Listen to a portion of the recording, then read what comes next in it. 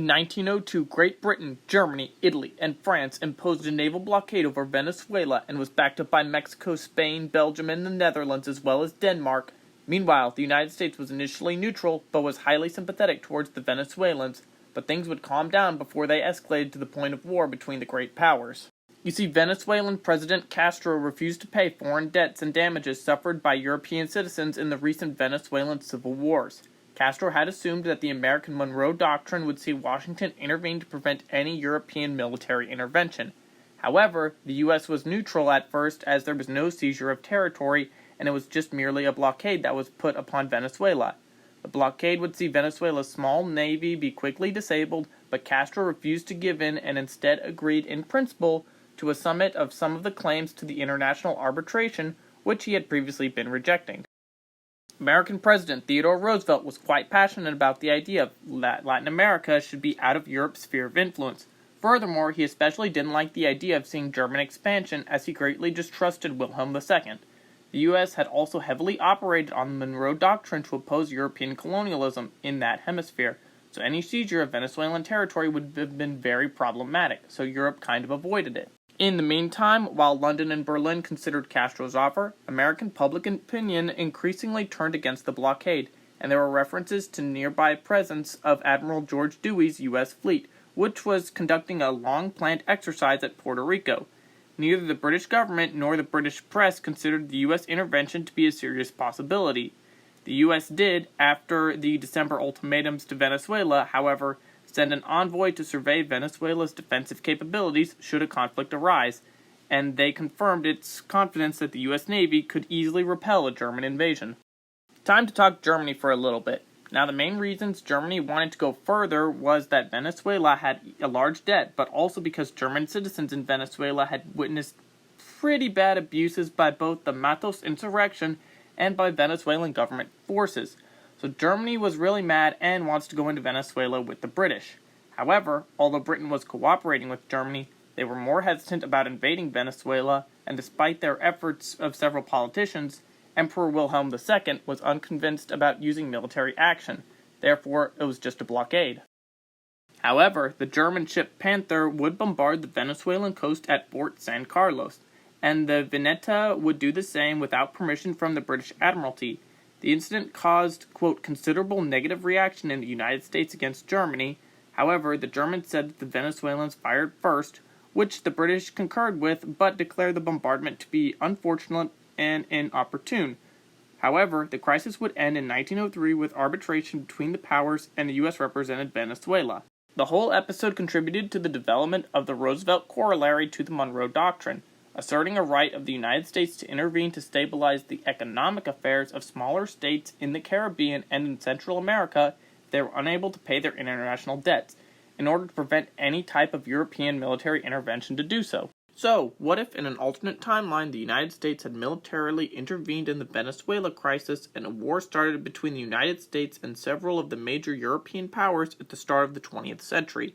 To answer that, some conditions of the crisis will need to be changed, which will greatly impact the scenario.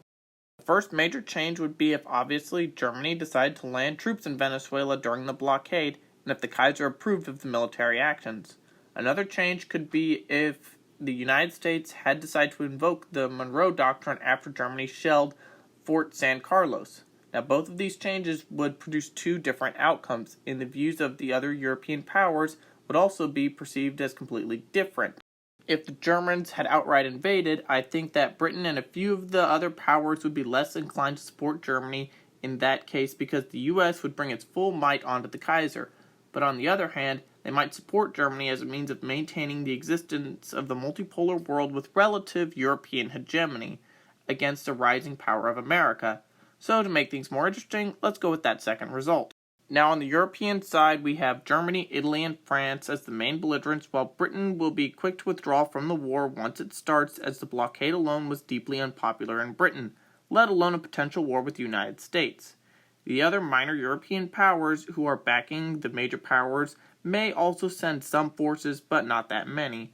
With that, Europe has a militarily strong coalition force, but it's not the most united coalition, and it has a very iffy goal.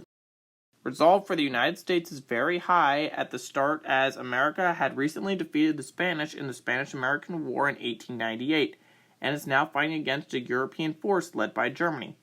Americans would see themselves as the defenders of Venezuela, and the war had a noble cause. For Europe, resolve depends on country, where Germany is obviously at the highest and Britain is at a low. Italy is trying to flex some of its major power status, and France is kinda in the middle. Naval skirmishes begin with Dewey's fleet and the blockading fleet. A land battle definitely will be put on hold as the Caribbean becomes a war zone. Of course, I can't accurately predict how the battles of the Caribbean would go, but I'm inclined to say it results in more of a U.S. victory, because the European navies will have to traverse the Atlantic, while the U.S. has ports a lot closer, and a potential factor to aid the U.S. is that Venezuela and other Latin American states might be more inclined to send even more ships to fight against the Europeans as well. Things for this war will be very complex and hard to predict, but I feel like the end of the war would come at around 1904, depending on how devoted the European powers are to the war in Venezuela. As I said before, I believe that Britain would drop out fast, and Germany is more determined to collect on Venezuela's debts. And the German Navy was what Kaiser Wilhelm II saw as the pride of the empire, as he would construct many new dreadnoughts and a modern fleet to restore Germany's prestige after such a humiliation against the American Navy. Many states in Latin America view the U.S. as a defender of the Western Hemisphere, and Roosevelt obviously wins another term in 1904 for being a successful wartime president. The U.S. Navy is also modernized and built up to combat any future European aggression. The world is a lot more heated as military forces are strengthened in every major power as a prelude to World War I, but the U.S. is fiercely anti-German a lot sooner, and whatever does end up kicking off World War I, we would likely see even more casualties on all sides. Furthermore, depending on how much death and destruction was done in this Venezuelan war, the United States may be not joining World War I at all, or the sides may be completely different, depending on how much ties increase between Germany and other powers, or quite the opposite might happen. Germany might feel completely alienated because everyone else abandons them. But all of that is just one possibility for if a war sparked between the US and Europe over the Venezuelan crisis of 1902. What do you think would have happened? Write in the comments, and thank you for watching.